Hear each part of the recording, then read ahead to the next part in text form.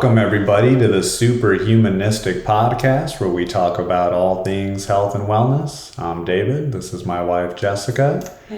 And we'd like to start off with a recap of last week, where we talked about posture and all the benefits that come along with sitting with posture, such as core strength and really just intestinal health. So go back and check out that episode if you want to learn more about posture, the benefits of posture, what will happen if you don't have good posture, and ways to get good posture.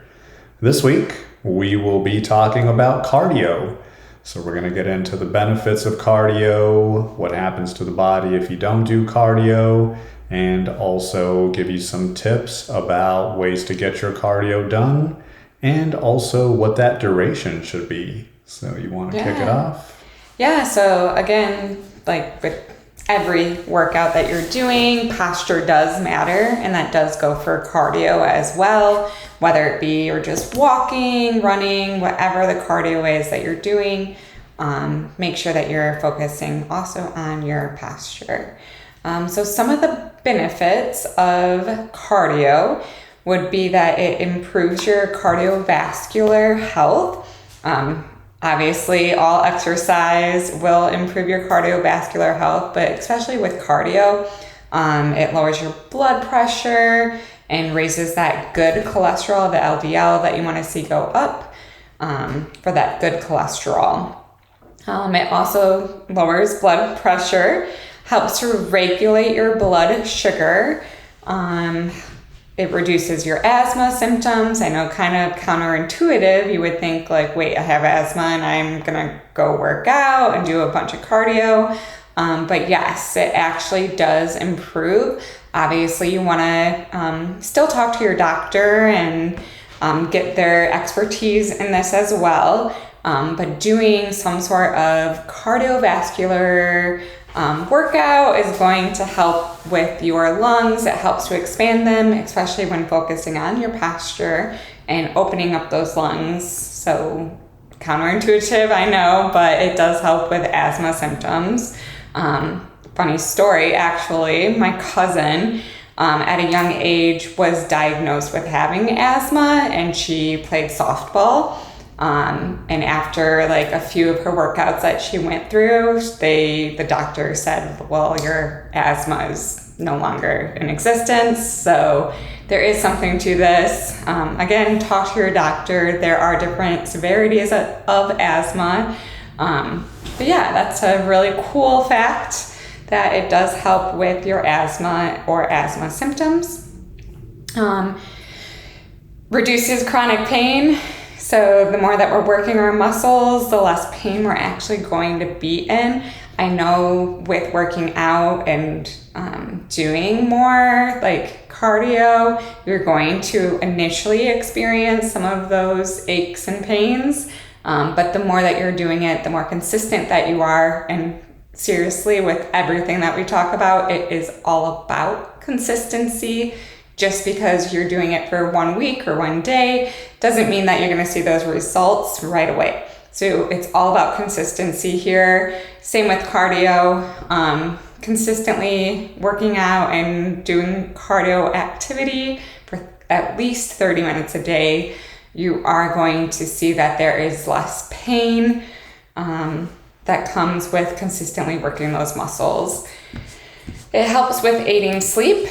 I think both my husband and I can account to that. It does depend on when you're doing your cardio. So you want to make sure that you're doing it like at least midday. If you are having to do it at night, you want to make sure that it's a few hours before you're going to go to bed, because you are getting that dopamine hit. So you don't want to work out right before you go to bed or do any cardio activity right before bed. But it does help to give you that boost, and then your body can fall asleep easier and stay asleep longer. It regulates your weight, of course. No surprise there that the more that you're working out, the weight will start to reduce. So regulating your weight strengthens your immune system. I can account for that as well if I'm not working out or if I miss that day of cardio or any cardio in my workout. I do feel kind of like sluggish. I start to feel like my like sinuses are getting stuffy again. So having some sort of cardio in your routine does help with your immune system and keeping your immune system boosted and up. It also improves brain power, boosts your mood. Again, after working out, if I've had a hard day at work or just a hard day in general, I go and I do a 30-minute walk around our neighborhood. I feel instantly when I return like a sense of relief and less stress. So it does help to boost your mood. It reduces those risks of falls. So the more that you're practicing that movement, the less likely you are to then fall.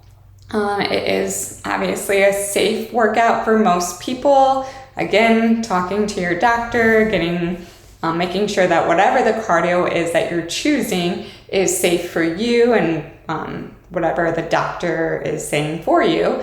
But most cardio activity is in general safe for all people to do. It is, of course, affordable and accessible. Like I said, walking is a form of cardio, so you're able to go and walk around your neighborhood for most of us, which is a safe activity both physically to do, but also affordable, doesn't cost anything to go for hikes or walks anywhere. It's safe if you live in a good neighborhood. Right. Or maybe find a good neighborhood to go and take a walk around if you don't feel safe in your own neighborhood. Or a hiking trail. A couple weeks ago, we posted on our Instagram that we went for a walk. Halfway through our walk, it ended up raining, but it was still a really fun day and really nice to be able to get out and just explore a new area. So that also makes cardio fun because you can go and explore all these different places.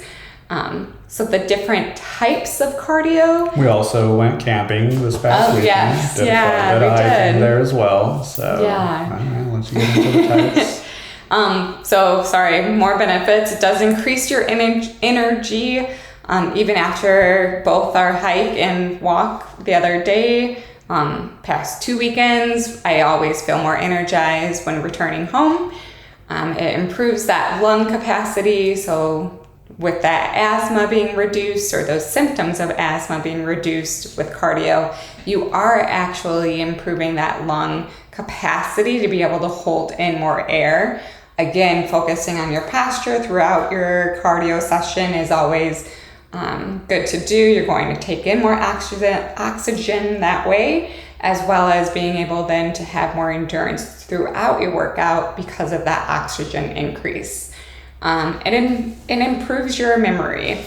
So the more that you're working out in general, the better it is for your memory. You're having to remember, like your body physically is having to remember one foot in front of the other. If you're walking, the different swim moves, if you're going to do kickboxing. So getting into some of the cardio that some of the things that are considered to be cardio, though you're having to use your muscles in your brain as well for the memory to be able to do those activities. So remembering like the 1-2 punches or how to skip, how to hop, I don't know, so many different cardio things to do out there. Some of the examples of cardio do include a brisk walk. So you're aiming for your heartbeat during any cardio workout to go up. I believe it's like you want to multiply your age, or no, subtract your age from 220. I'll have to look that up to see what it is for sure, but you're subtracting your age from a number, and then you want to get about 70% of what that number is for your heart rate.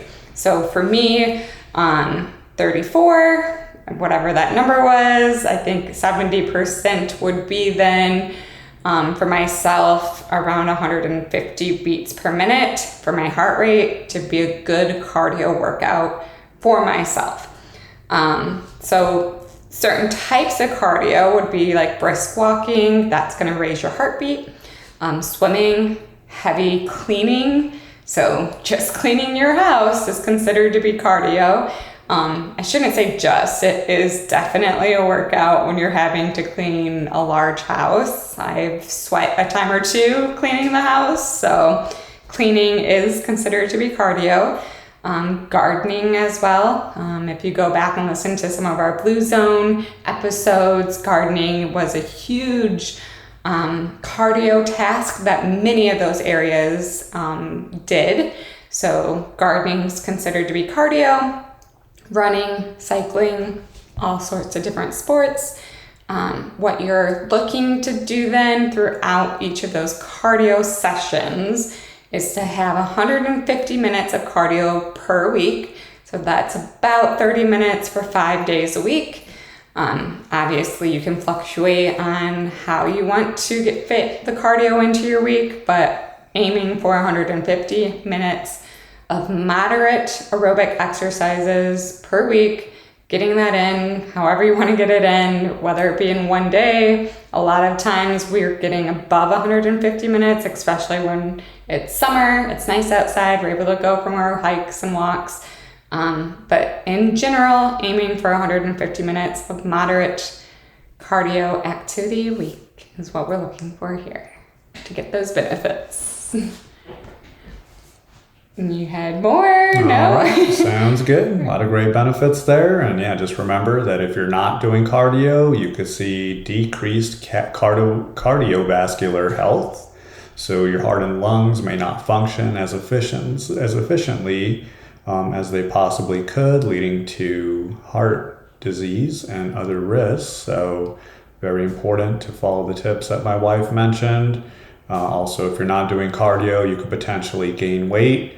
And you definitely want to get that cardio in to burn some calories and challenge yourself and sweat it out.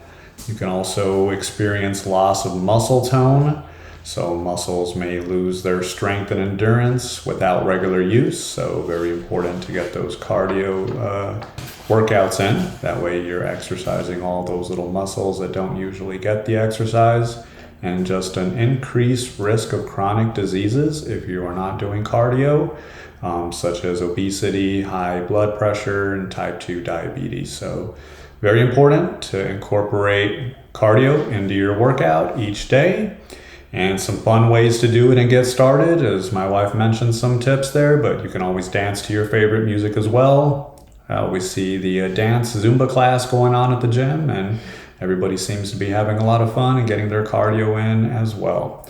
Jump rope is another good option, and also group sports. So, whether that's basketball, soccer, volleyball, anything like that. If you want to make it more fun and also create those social connections, you can join some group sports there through your gym, church, and just other places like that. So, we have a challenge for you, and make sure that you can get started on your cardio. This is a great way to get started, and go ahead and work your way up from this particular workout, and that way you can increase your cardiovascular strength. So it's called the 12-3-30 workout. So for our friends on TikTok, @superhumanistic, if you want to check us out on TikTok. This became a pretty popular TikTok trend because it works, it's easy to do, and easy to remember. So what you want to do is walk on the treadmill at an incline of 12 with a speed set at 3, and then you want to go for 30 minutes. So again, 12 incline, 3 miles per hour, and for 30 minutes. So that is the challenge for this week. Go ahead and try that workout to get started on your cardio journey. All right, and again, make sure that you follow us on Superhumanistic on all the socials, and you'll get some more workout tips there, workout videos, some healthy recipes, and other content. So, you have anything else for them? No, just, yeah, that was it. Sounds good. All right. Well, make sure you take one new step today toward a healthier life. And thank you for joining us. We'll see you next week.